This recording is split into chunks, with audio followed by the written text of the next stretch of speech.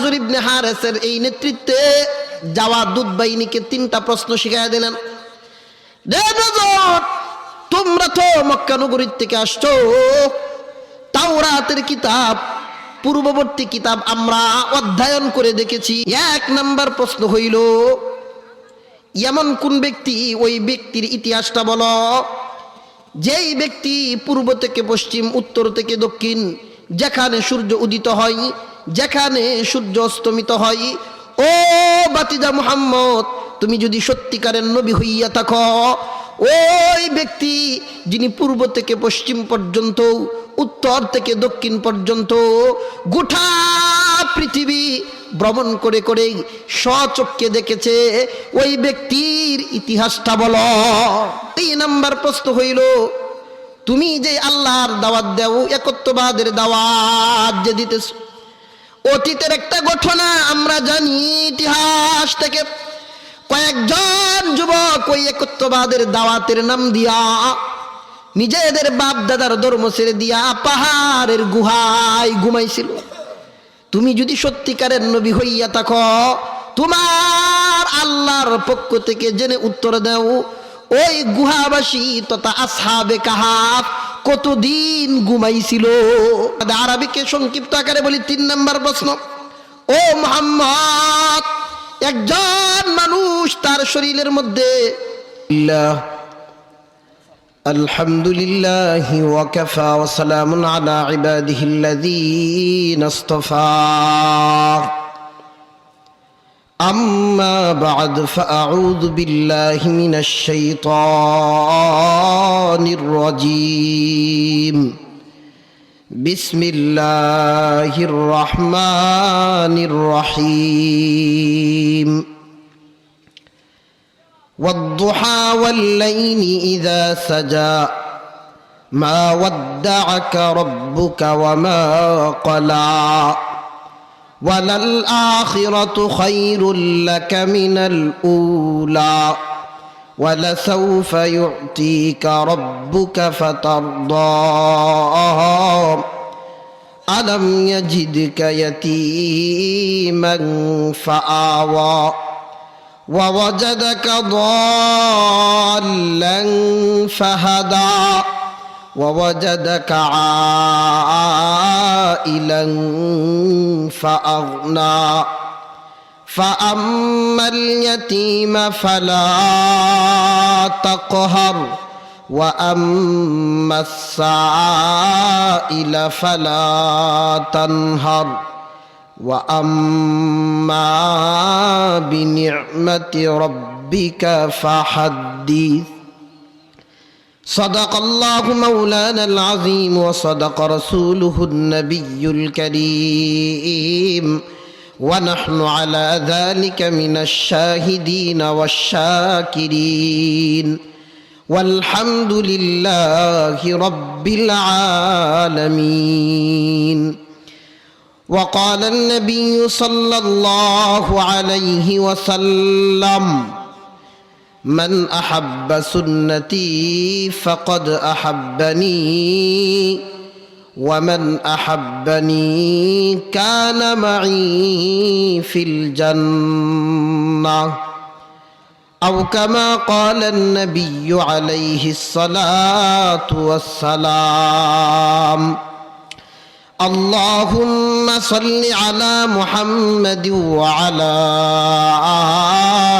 آل محمد كما صليت على إبراهيم وعلى آل إبراهيم إنك حميد مجيد. اللهم بارك على محمد وعلى آل محمد كما باركت على إبراهيم وعلى آل إبراهيم إنك حميد مجيد. الحمد لله.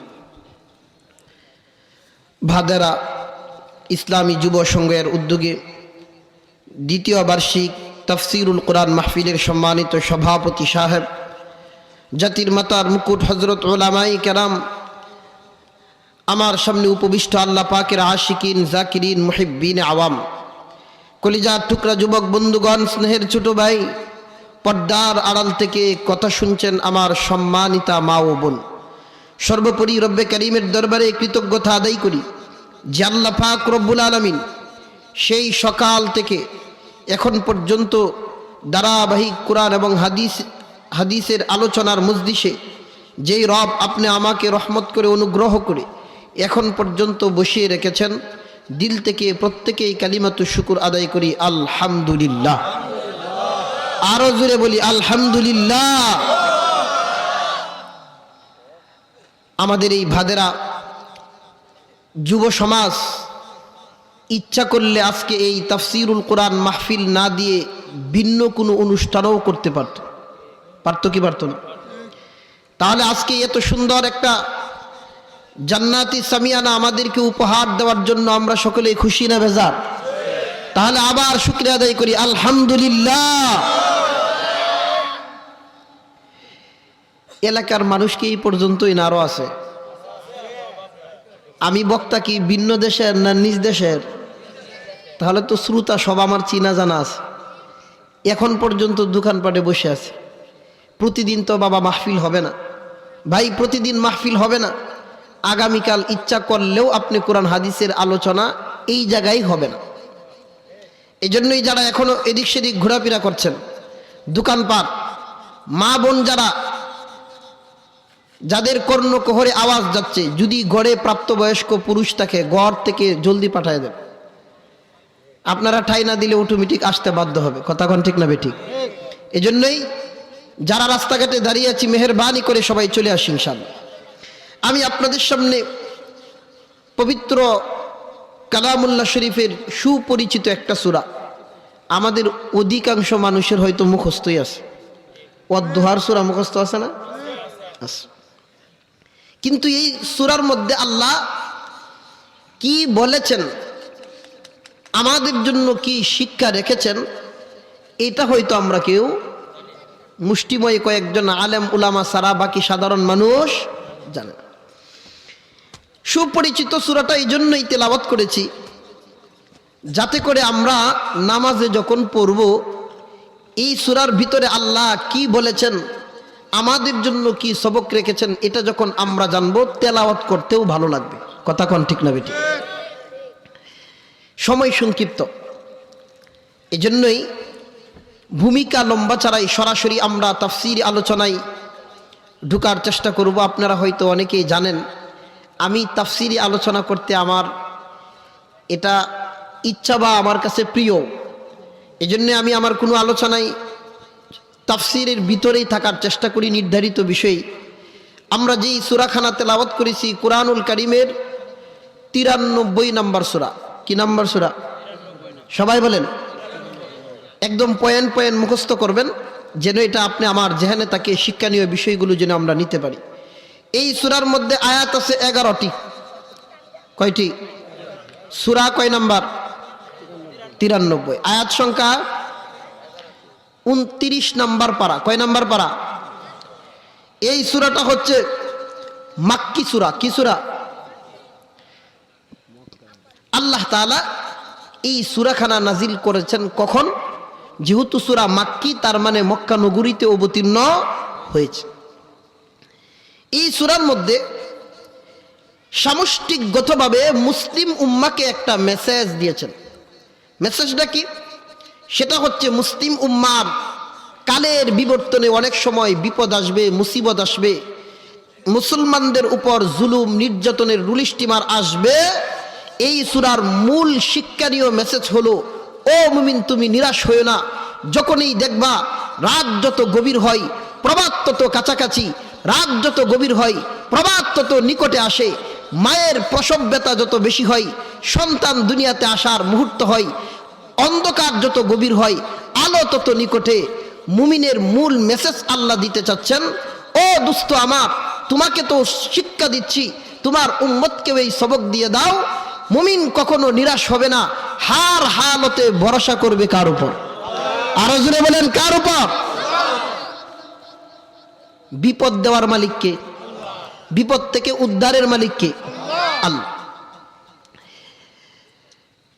আল্লাহ পাক রব্বুল আলামিন মুহাম্মদ আরবি 40 বছর পর্যন্ত মক্কা নগরীতে মানুষের সাথে উঠা বসা করেছেন।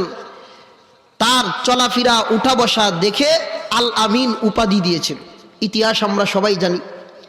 কিন্তু যেই আয়াত নাজিল হইল একত্ববাদের দাওয়াত দেওয়ার জন্য, যখন আল্লাহ নির্দেশ দিলেন, আদেশ দিলেন, তখনই সব সমস্যা শুরু হইল। আল্লাহ পাক রব্বুল আলামিন প্রথমেই আমভাবে ইজনে আম সবাইকে একত্ববাদের দাওয়াত দিতে নির্দেশ দিয়ে আল্লাহ বলেন, ইয়া আইয়ুহার রাসূল বাল্লিগ মা উনজিলা ইলাইকা মির রাব্বিক।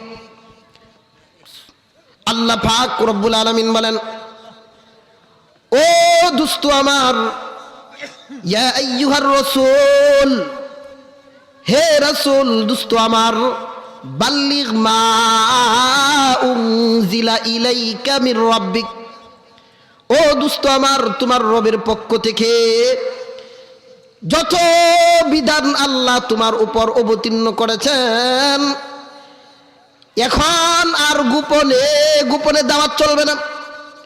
ও দোস্ত আমার, রাসূল আমার, যাও মক্কা নগরীর অলি গলিতে, হার ঘরের মধ্যে, প্রত্যেক ঘরের মধ্যে আমি আল্লাহর একত্ববাদের দাওয়াত শুরু করে দাও।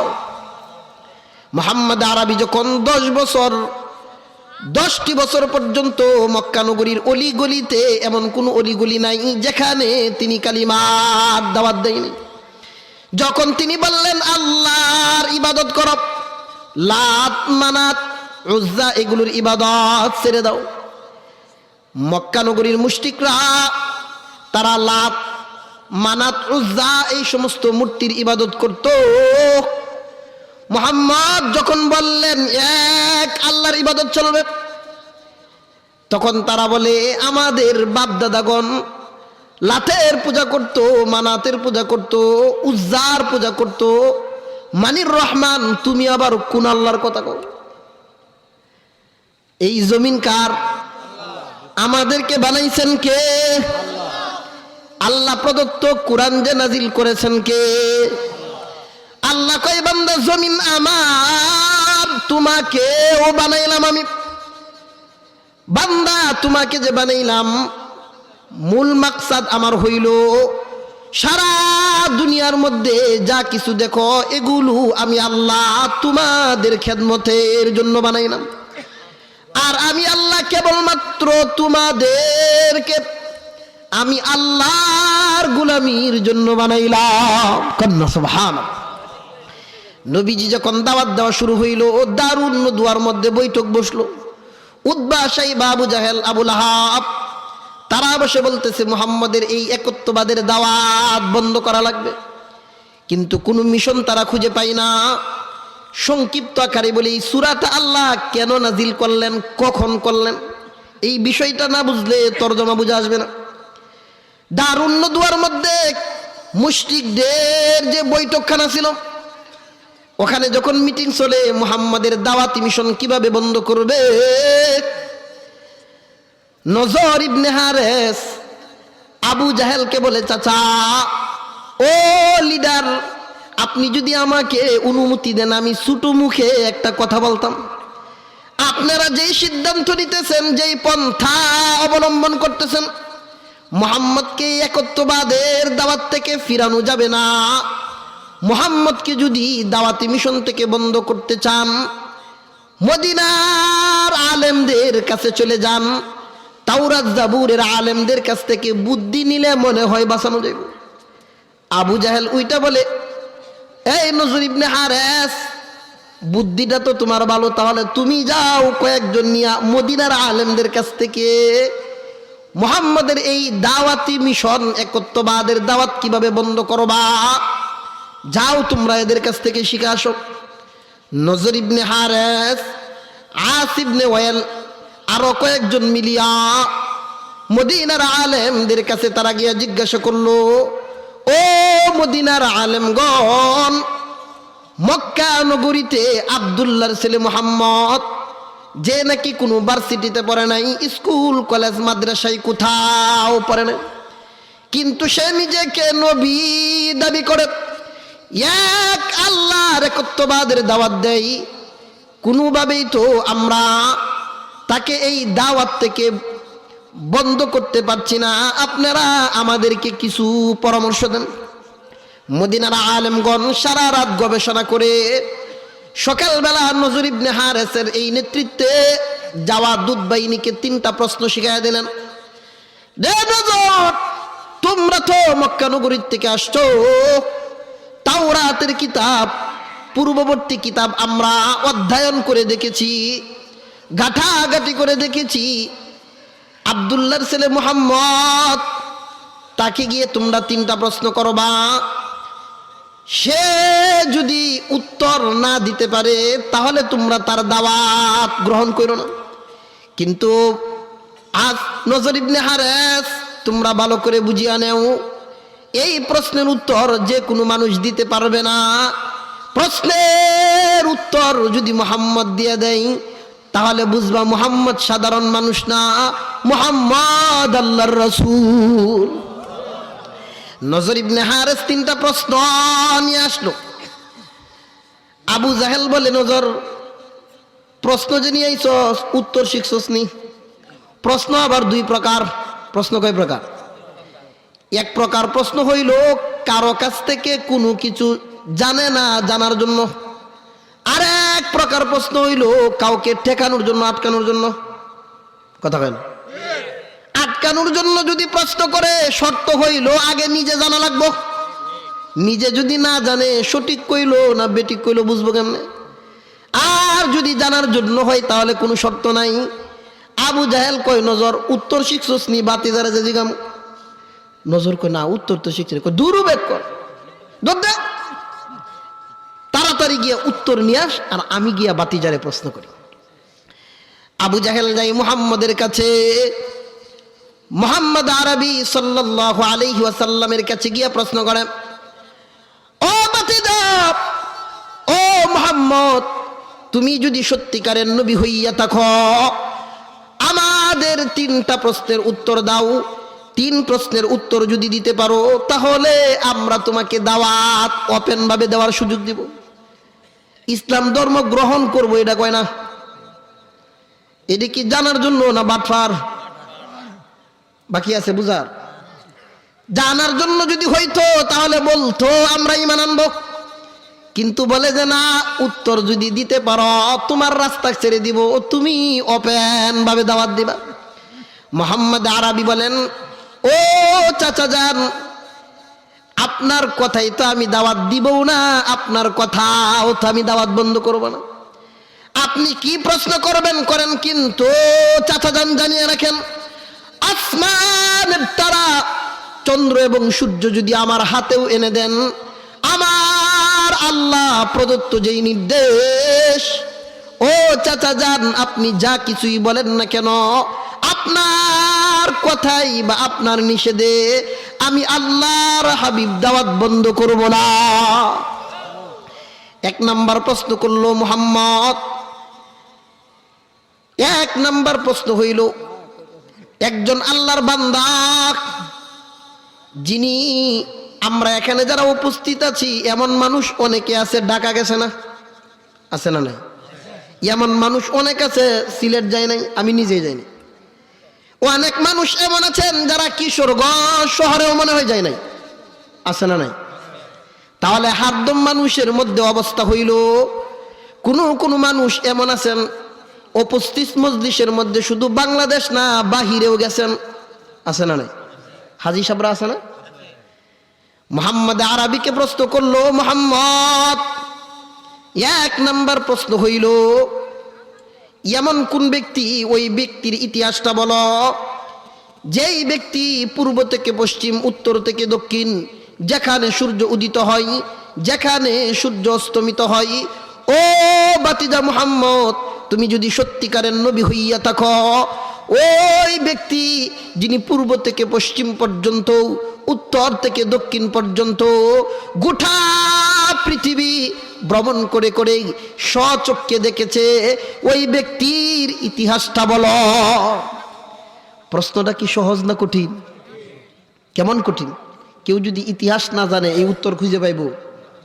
2 নাম্বার প্রশ্ন করলো মুহাম্মদ।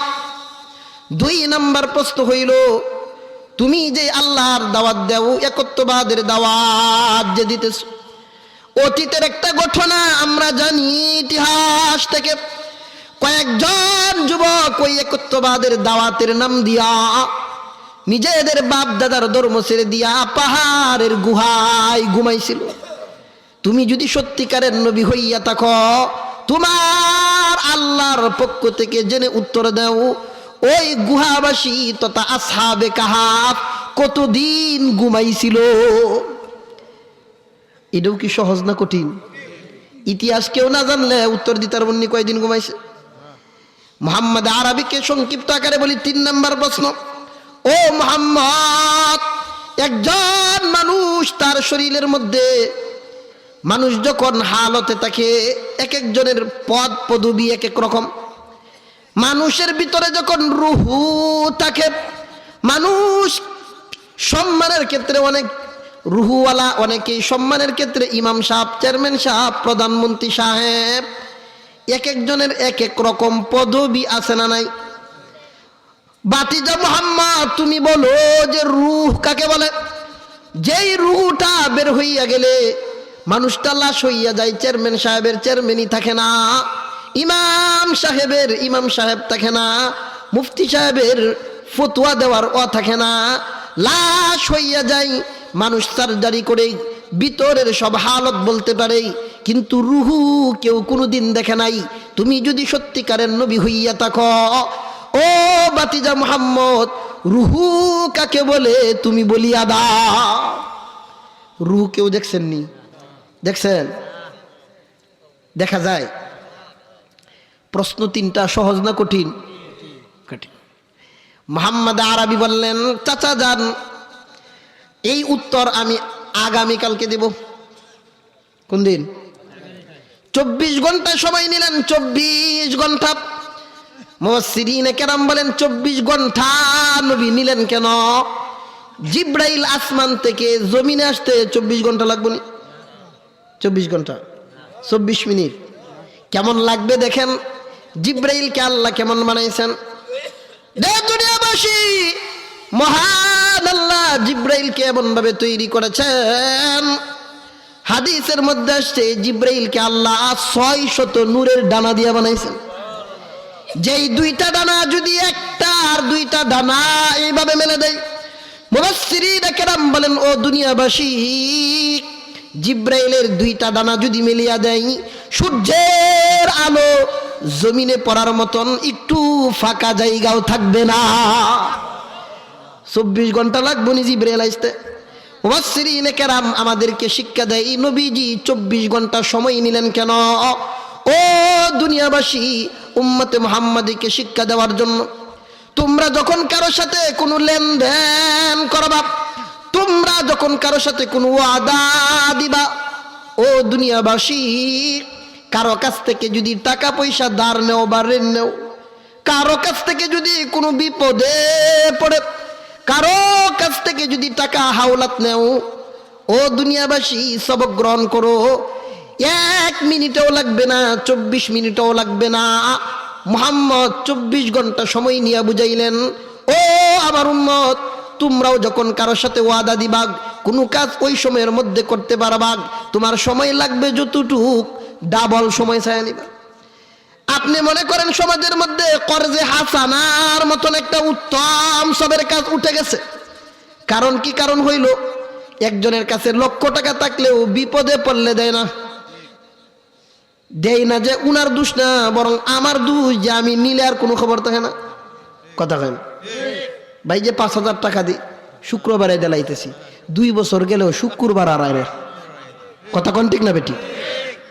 ওয়ামান ইউকরিদুল্লাহ কারদান হাসানা, আল্লাহ বলেন, ও দুনিয়াবাসী, কর্জে হাসানা এমন একটা নেকি, কোন বান্দা যখন কোনো বিপদগ্রস্ত মুমিনকে ধার দেওয়ার মাধ্যমে বা ঋণ দেওয়ার মাধ্যমে কাউকে যদি সহযোগিতা করে, আল্লাহর রাস্তায় দান করলে যেই পরিমাণ সওয়াব, আপনার টাকা ঘুরে আপনার কাছে আসবে। মুমিন ভাইকে, বিপদগ্রস্ত মানুষকে উপকার করার জন্য হাওলাত দেওয়ার কারণে, ঋণ দেওয়ার কারণে আল্লাহর রাস্তায় দান করার সমপরিমাণ সওয়াব আল্লাহ তার আমলনামায় দিয়া দেয়। হাদিসের ব্যাখ্যায় মুফাসসিরিনে কেরাম বলেন, ও দুনিয়াবাসী, সময় নেওয়ার ক্ষেত্রে ডাবল নিবা। নির্ধারিত সময়ের আগেই যদি দিয়া দেয়, উল্টা উনি আরো বেশি খুশি হইব। কথা বলেন। মনে করেন বললেন যে ভাই 3 দিন পরে দিব, আপনি জানতেছেন যে আগামীকালকে দিয়ে দিতে পারবো, তারপরেও বলবেন 3 দিন। যদি 1.5 দিনের মাথায় গিয়া দিয়ে দেন, উনি এত খুশি, ভাই দেলছো, আচ্ছা আরেকবারই লাগলে নিও। কথা কোন ঠিক না বেটি? আর যদি একবার নিয়ে ওই শুক্রবার ঘুরে এনে শুক্রবার ওর কাছে লক্ষ টাকা থাকলেও দিব আর 5 টাকা গেলে কইব, ভাই তুই আমার জন্য দখর, মাফও কর। কথা কোন ঠিক না বেটি? মুহাম্মদ আরবি বললেন, চাচা যান, আগামীকাল জিব্রাইল আসলে আমি উত্তর দিব। মুফাসসিরিনে কেরাম বলেন, 1 দিন আর 2 দিন নয়, 3 দিন 4 দিন 5 দিন হয়ে গেছে, জিব্রাইল তো আসে না। জিব্রাইল যে আসে না, মক্কা নগরীর অবস্থাটা কি খুব ভালো না খারাপ? কই এমনি তো না শূন্য বুড়ি, আরো হয়েছে ডুলের বাড়ি। সাহাবায়ে কেরাম ঘর থেকে বাহির হইতে পারে না, নবীজি ঘর থেকে বাহির হইতে পারে না। মুশরিকরা চতুর্দিক দিয়ে সমালোচনা শুরু করে দিয়েছে। মুহাম্মাদের আল্লাহ মুহাম্মাদরে বুইলা গেছে। কন্না নাউজুবিল্লাহ। মুহাম্মদ তিনি ঘর থেকে বাইর হইতে পারেন না, সাহাবায়ে কেরামও বাইর হইতে পারেন না। এমন একটা হালত হইল, যেই হালতে মুহাম্মদ 14 দিন হয়ে গেল। এক বর্ণনায় 14 দিন, আর এক বর্ণনায় 21 দিন, আর এক বর্ণনায় 40 দিন। গ্রহণযোগ্য মত হইল 40 দিন। 14 দিন হয়ে গেল, কোন ওহী আসে না। তখন দুস্থ মুহাম্মদ, তার দিলের মধ্যে একটা বড় ব্যথা লাগলো। তার আপন চাচি উম্মে জামিল, কে? আবু লাহাবের স্ত্রী উম্মে জামিল, সে ঘরে ঘরে গিয়া মানুষকে বলে, জানোনি আমার পাশের ঘরের খবর? মুহাম্মদ যেই আল্লাহর কথা বলতো, আল্লাহ মুহাম্মদকে ভুলে গেছে। কন্না নাউজুবিল্লাহ। মুহাম্মদকে ভুলে গেছে। এই কথাটার উত্তর বা এই কথাটার ওজন কতটুকু আপনি আমি বুঝতেছি না, কিন্তু মুহাম্মদের দিলের মধ্যে কেমন ব্যথা লাগছে। এই কথার ওজনটা কেমন বুঝানোর জন্য বলি। মনে করেন ভাদেরা বৌশের বাজার দোকানের মধ্যে বৈশা টিভির মধ্যে খবর দেখতেছেন যে ঢাকার থেকে 5 তলা বিল্ডিং পড়ে একটা শিশু মারা গেছে। সর্বোচ্চ আপনি আমি কি করব? ইস রে, আহা। কথা কোন ঠিক না বেটি? এর থেকে বেশি কিছু। কিন্তু যদি আপনি চা খান, আর যদি আইসা বলে, ও অমুক ভাই তোমার নাতি ফানি ফেরে মরছে, তখন কি তা কইবেন যে চাটা খায় আই যা তুই? চা তো খাবেই না, বরং সব ফেলে দিয়ে দৌড়াবে।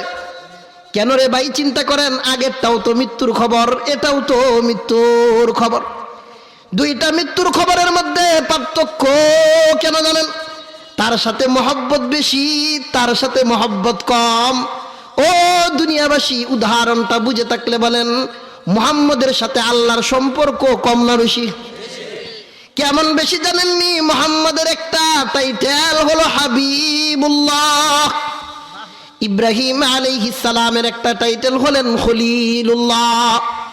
খলিলুল্লাহ অর্থ দুস্থ, হাবিবুল্লাহ অর্থ দুস্থ। খলিল বলা হয় এমন বান্দাকে যে তার মনিবকে খুশি করার জন্য হরদম চেষ্টা করে।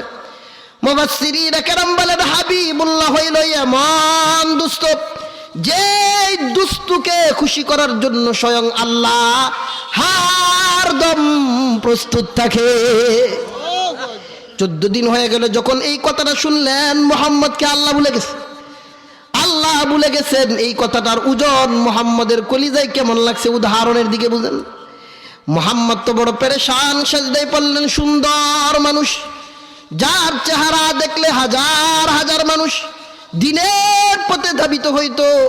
এই মুহাম্মদ যখন সেজদায় লুটিয়ে পড়লেন, 14 দিন হয়ে গেল আল্লাহর কাছে দোয়া করে, আল্লাহ তুমি কি আসলে আমারে ভুলে গেছো না?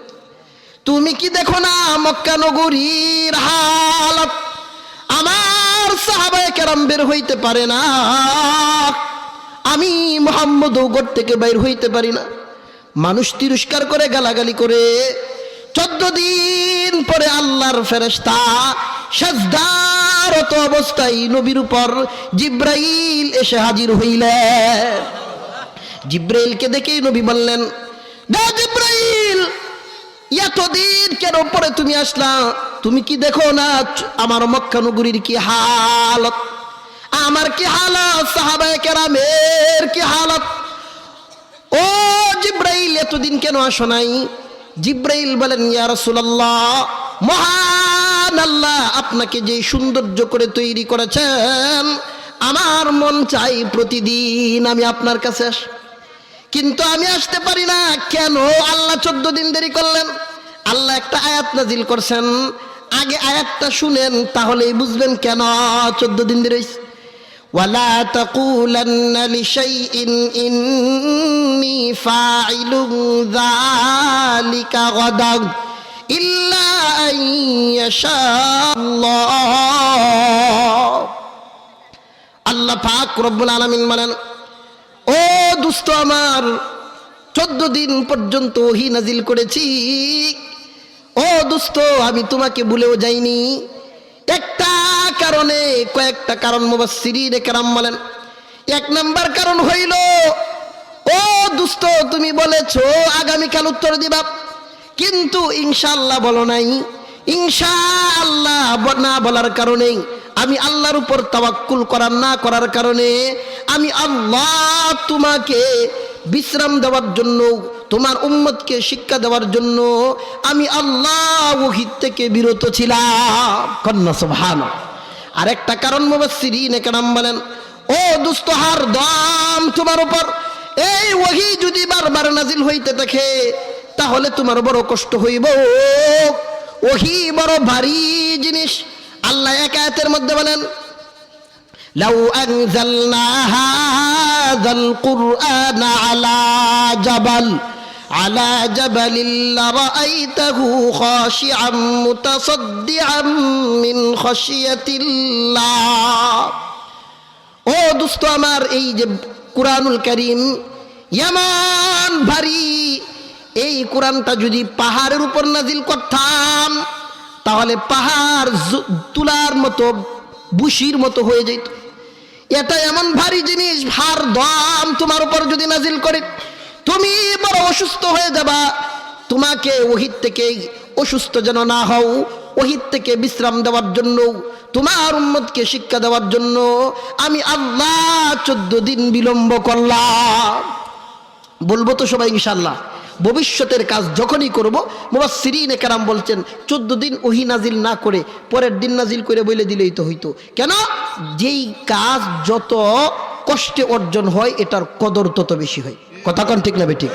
মুফাসসিরিনে কেরাম বলেন, উম্মতে মুহাম্মাদি যখন জানবে আমার রাসূল 14 দিন পর্যন্ত কান্না করেছেন, কষ্ট করেছেন ইনশাআল্লাহ বলার জন্য, তখন উম্মতে মুহাম্মাদি এই সবক শোনার পরে ভবিষ্যতের কোনো কাজের ব্যাপারে, কথার ব্যাপারে যখন বলবে, ইনশাআল্লাহ ছাড়বে না। কথা কোন ঠিক না বেঠিক?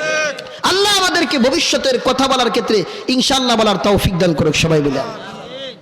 এবার মুহাম্মদের হালতটা কি খুব ভালো না মনটা খারাপ? 14 দিন কান্না করতে করতে তার হালত। জিব্রাইল বলেন, ও হাবিব, ও ইয়া রাসূলুল্লাহ, আল্লাহ আপনাকে 3টা উত্তর দিবেন। উত্তর পরে দুস্তুর সাথে যে সম্পর্ক, আপনার যে মনটা খারাপ, আগে মনটা ভালো করেন।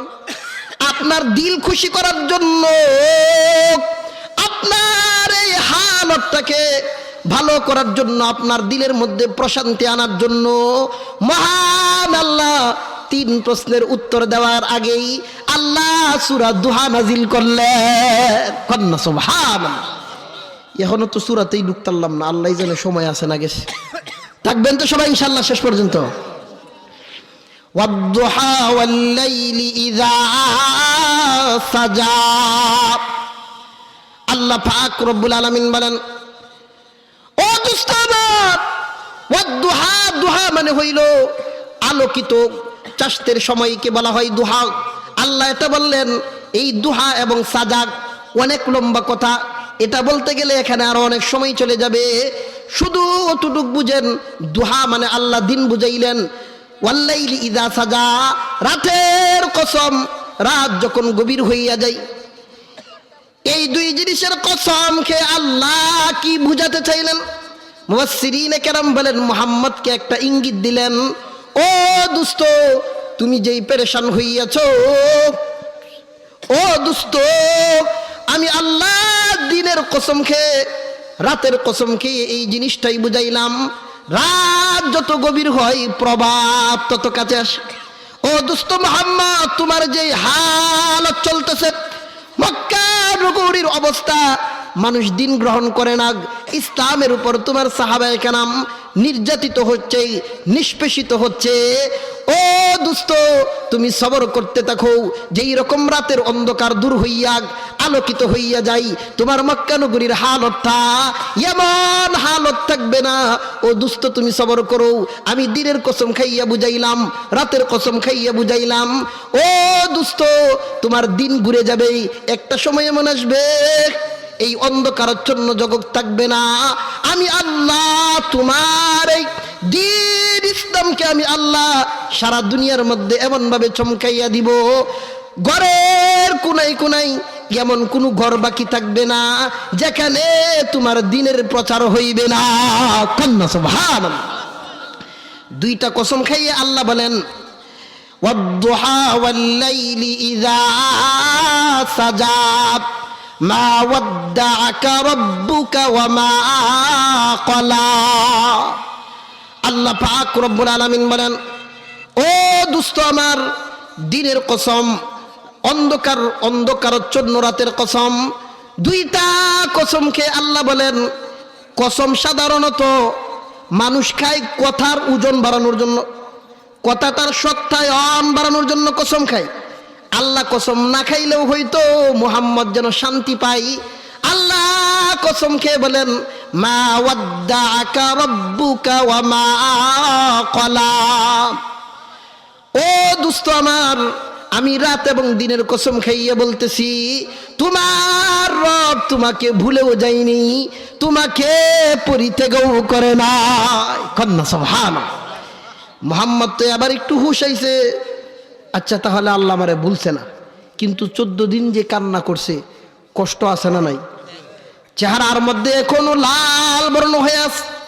কিন্তু যখন আল্লাহ কসম খায় বললেন, মা ওয়াদ্দাআকা রাব্বুকা ওয়া মা ক্বালা, ও দুস্ত আমার, রাত দিনের কসম খেয়ে বলতেছি, তোমার আল্লাহ তোমার প্রতি রাগও করেননি, তোমার প্রতি নারাজও হননি। কিছুটা হালকা হয়েছে। মুহাম্মদকে আবার খুশি করার জন্য আল্লাহ বলেন, ওয়ালাল আখিরাতু খায়রুল লাকা মিনাল উলা। ও দুস্ত আমার, ওয়ালাল আখিরাতু খায়রুল লাকা, তোমার জন্য দুনিয়ার থেকে আখিরাত, বর্তমান থেকে ভবিষ্যৎ তোমার জন্য কল্যাণকর। ও দুস্ত, তোমার যে হালত এখন আছে, ও দুস্ত, তুমি সবর করো। ওয়ালাল আখিরাতু খায়রুল লাকা, দুনিয়ার এই হালত চিরদিন থাকবে না, আখিরাতের চিরস্থায়ী সুখ আমি আল্লাহ তোমার জন্য কল্যাণ রেখেছি। ওয়ালাল আখিরাতু খায়রুন, খায়রুন মানে কল্যাণ, তোমার জন্য আমি আল্লাহ আখিরাতে বহু কল্যাণ রেখে দিয়েছি। কন্যা সুবহানাল্লাহ। মুফাসসিরিনে কেরাম তাফসীরে কিতাবের মধ্যে আছে, এই কল্যাণের এক তাফসীরে লেখছে 26টা। কয়টা কল্যাণ? 26টা কইলে তো 26 মজলিসের বা এক মজলিসে নিয়ে যাবো না, এক দুইটা বলে আল্লাহ বলেন, ওয়ালাল আখিরাতু খায়রুন, খায়রুন মানে হইল কাউসার, খায়রুন মানে হইল আল্লাহ একটা বাহন দান করবেন হাসরের মাঠ থেকে জান্নাতে যাওয়ার জন্য। খায়রুনের একটা বাক্য বলছেন আল্লাহ বলেন, ও দুস্ত, আমি তোমাকে এমন নিয়ামত দিব যেই নিয়ামত আমি কোনো অন্য রাসূলকে দেও নাই, অন্য কোনো নবীকেও দেই নাই। ইন্না আ'তাইনাকাল কাউসার, এই খায়রুনের একটা ব্যাখ্যা হইল কাউসার। ও দুস্ত, তুমি জানিয়ে রাখো কাউসার, হাউজে কাউসার আমি আল্লাহ তোমাকে দান করব। যে হাউজে কাউসারের পানি যদি তোমার উম্মত একবার পান করে জান্নাতে ঢুকার আগ পর্যন্ত আর তার পিপাসা লাগবে না। হাউজে কাউসারের পানি পান করতে চাই কি চাই না? কারা করবে? আল্লাহ বলে ওয়ালাল আখিরাতু খায়রুল লাকা মিনাল উলা। ও দোস্ত আমার, তোমাকে যে কাউসার দান করব, এই হাউজে কাউসার থেকে কারা পানি করবে? নবীজি হাদিসের মধ্যে বলেন মান আহাব্বা সুন্নতি ফাকাদ আহাব্বানি ওয়া মান আহাব্বানি কানা মাই ফিল জান্নাহ। নবী বলেন যারা আমার সুন্নতকে ভালোবাসে, মান আহাব্বা সুন্নতি, যারা আমার সুন্নতেরকে ভালোবাসে, ও আমার উম্মত তোমরা জানিয়ে রাখো আমার উম্মত সুন্নতকে যারা বাসলো, সুন্নতকে যারা ভালোবাসলো, কেমন যেন আমি নবীকেই ভালোবাসলো। আমি নবীকে ভালোবাসবে যারা জান্নাতে ঢুকবে তারা, কন্যা সুবহানাল্লাহ। আমি নবীর সুন্নতের অনুসরণ করবে যারা জান্নাতে ঢুকবে তারা। আল্লাহর নবী বলেন ও দুনিয়াবাসী, হাউজে কাউসার যে আল্লাহ দান করবেন, সুন্নতের পাবন্দি করবে যারা, ও যুবক ভাইয়েরা পায়ে হাত দিয়া বলি, দিলের কানটা একবার লাগায়া শোনো, আল্লাহর হাবিব সেদিন যে হাউজে কাউসার থেকে পানি পান করাইবেন। সাহাবায়ে কেরাম প্রশ্ন করলেন ইয়া রাসূলুল্লাহ, আপনার সবেমাত্র দুইটা হাত, আপনার তো এত এত উম্মত থাকবে, দুই হাত দিয়া এত মানুষকে কেমনে পানি পান করাবেন? নবীজি এক হাদিসের মধ্যে বলেন ইয়াশফাউ ইয়াউমাল কিয়ামাতি সালাসা আল আম্বিয়া সুম্মাল উলামা সুম্মাশ শুহাদা। নবীজি সাল্লাল্লাহু আলাইহি ওয়াসাল্লাম বলেন কিয়ামতের দিন নবীগণ তার উম্মতের জন্য সুপারিশ করবে। আলেম উলামা যারা থাকবে তারা, তাদের মুহিব্বিন যারা ছিল, এলাকার মানুষ যারা ছিল, মুসল্লি যারা ছিল, তারা দেখে দেখে আলেম উলামারা তাদের মহব্বতের মানুষকে আল্লাহর জান্নাতে নেওয়ার জন্য সুপারিশ করবে। শহীদগণ সুপারিশ করবে। আল্লাহর নবী বলেন ও সাহাবায়ে কেরাম তিন দল সুপারিশ করবে। আমি আল্লাহর রাসূল কিয়ামতের দিন আমার উম্মত যখন বীর জমাইবে হাউজে কাউসার পান করার জন্য, আলেমদেরকে তখন বলবো ও জগতের আলেম উলামারা, ইমাম সাহেবরা, হাফিজ সাহেবরা, দেখো কারা তোমার দ্বীনের জন্য কুরবানি করেছিল, তোমার মুসল্লি কারা ছিল, নামাজে কারা এসেছিল, দ্বীনি মাহফিলে কারা এসেছিল, দ্বীনি কাজে কারা শরীক ছিল। এই সমস্ত আলেম উলামা যে যার সাথে মহব্বত রাখবে, কিয়ামতের দিন আলেম উলামারা তাদের মুহিব্বিন যারা ছিল, দ্বীনের উপর যারা ছিল, ইসলামের বিধান অনুযায়ী যারা চলতো, তাদেরকে দেখে দেখে আলেম উলামারা তাদের হাত দিয়া পানি পান করাবে। এখন আলেমদের সাথে কি মহব্বত বেশি রাখলে পানি খাওয়া যাইব নাকি শত্রুতা? মহব্বত কম না বেশি? আপনি যদি শত্রুতা করেন, ওই দিন যদি দেখে সিনালাই যে আব্দুর রহমান এটা তো হেডে পানি দিবনি নাকি? আলমার উমা মান আহাব্বা, নবী হাদিসের মধ্যে বলেন যার সাথে যার মহব্বত তার সাথে তার কিয়ামত। ও আমার উম্মত, তুমি আলেম না হাফেজ না, আলেমের সাথে মহব্বত লাগাও, হাফেজে কোরআনের সাথে মহব্বত লাগাও, নামাজিদের সাথে মহব্বত লাগাও। তুমি যদি নিজে হাফেজ নাও হও, আলেম যদি নাও হও, আলেমকে মহব্বত করার কারণে, কোরআনওয়ালাকে মহব্বত করার কারণে, দিল থেকে তাদেরকে অগাধ ভালোবাসার কারণে আল্লাহ তাদের সাথে হাসর নাসর করাইবেন। কন্যা সুবহানাল্লাহ বলেন নারে তাকবীর, নারে তাকবীর। প্রধান অতিথি সাহেবের আগমন কিশোরগঞ্জবাসীর পক্ষ থেকে, ভাদরাবাসীর পক্ষ থেকে নারে তাকবীর। সবাই বলি আলহামদুলিল্লাহ। হযরত চলে আসছেন, আমরা ইনশাআল্লাহ হযরত আসলেই আমরা কয়েক মিনিটের মধ্যে ইনশাল্লাহ শেষ করে দিব। শেষ পর্যন্ত থাকবেন তো সবাই ইনশাল্লাহ? আল্লাহ তাআলা বলতেছিলেন ওয়ালাল আখিরাতু খায়রুল লাকা মিনাল উলা, যে আল্লাহ তাআলা কিয়ামতের দিন এক শ্রেণীর মানুষ এমন হবে, যুবক শ্রেণী এমন হবে যাদেরকে নবীজি স্বয়ং নিজ হাতে পানি পান করাবেন। কন্যা সুবহানাল্লাহ। নিজ হাতে পানি পান করতে চান তো সবাই ইনশাআল্লাহ?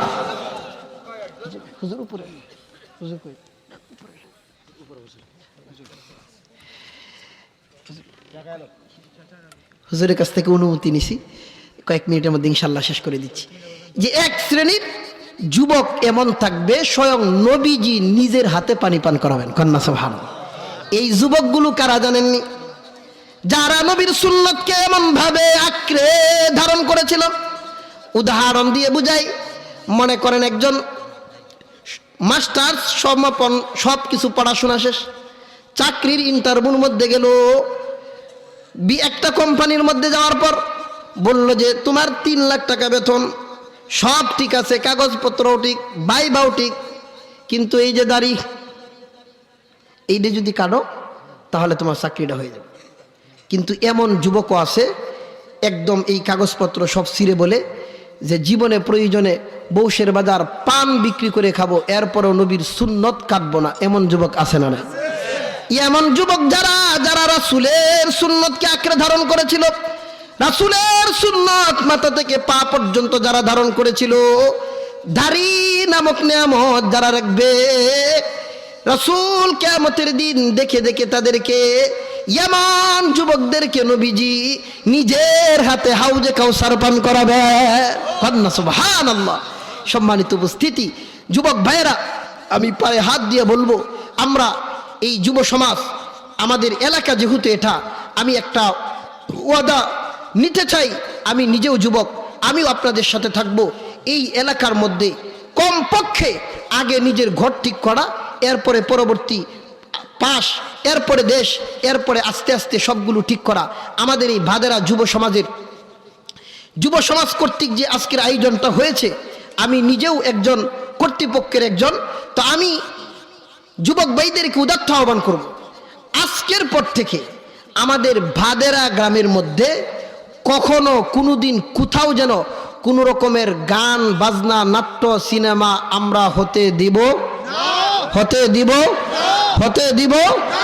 কোথাও যদি হয়, যুবক ভাই পায়ে হাত দিয়ে বলি, আমরা যারা প্রায়, আমাকে হুজুর বললেন যে প্রায় 150-র উপরে, প্রায় 250-র মতন যুবক আমাদের সংগঠনের সদস্য হয়েছেন, বলেন না আলহামদুলিল্লাহ।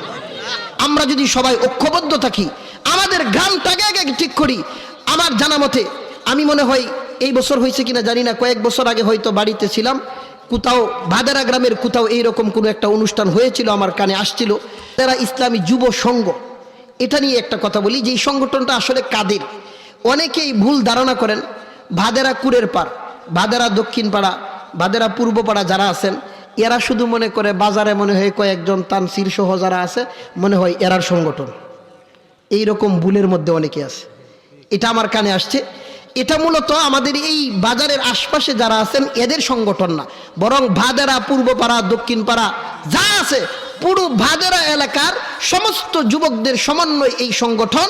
আমাদের মূল লক্ষ্য উদ্দেশ্য হচ্ছে সমাজের মধ্যে যুবক ভাইয়েরা কিভাবে দিনের মধ্যে আসবে, নামাজি হবে, সমাজ থেকে কিভাবে দিন বিরোধী যত কাজ আছে, অনিসলামিক যত কাজ আছে, এগুলো কিভাবে দূর করব, এটা হচ্ছে আমাদের লক্ষ্য উদ্দেশ্য। গার্জিয়ান পক্ষ যারা আছেন অনেকেই এই ব্যাপারেও গাফলতের মধ্যে দেখা গেছে, নিজের ছেলে বা উপযুক্ত যারা আছে এদেরকে এই সংগঠনও দেই না, যে হেরার সংগঠন হেরা করুক, তোরা যাই থেকে লেগে। যে আমরা যারা অভিভাবক পর্যায়ে আসি, বাবা আসি, ভাই আসি, আপনাদেরকে অনুরোধ করব, আপনার সন্তান যদি এই দিনই সংগঠনে না থাকে আপনি জুড়াইয়া দেন, সবের ভাগিদার হবে। আমরা প্রতি বছর যুবকদের পক্ষ থেকে গরিবদের জন্য কিছুটা ত্রাণ দেওয়ারও চেষ্টা করা হয়। প্রতি বছর এরকম একটা ইসলামী জলসা হোক, আমরা সকলেই চাই না এটা ইনশাআল্লাহ। এই জন্যই যুবক ভাইয়েরা সবাই এটার মধ্যে যোগ দিব, সকলের সমন্বয়, সার্বিক সহযোগিতায়, মুরব্বীদের দোয়া নিয়ে আমরা চাই এই দিনই সংগঠন ভাদেরা ইসলামী যুব সংঘের মাধ্যমে নিজেরা আমরা দিনের মধ্যে আসব, সমস্ত অনিসলামিক কাজগুলো আমাদের এই সংগঠন থেকে বের করে দিব। আমরা যেন আমাদের কমপক্ষে ভাদেরা গ্রামটাকে নাপাকির থেকে পবিত্র করতে পারি। আল্লাহ তৌফিক দান করুক, সবাই বলি আমিন।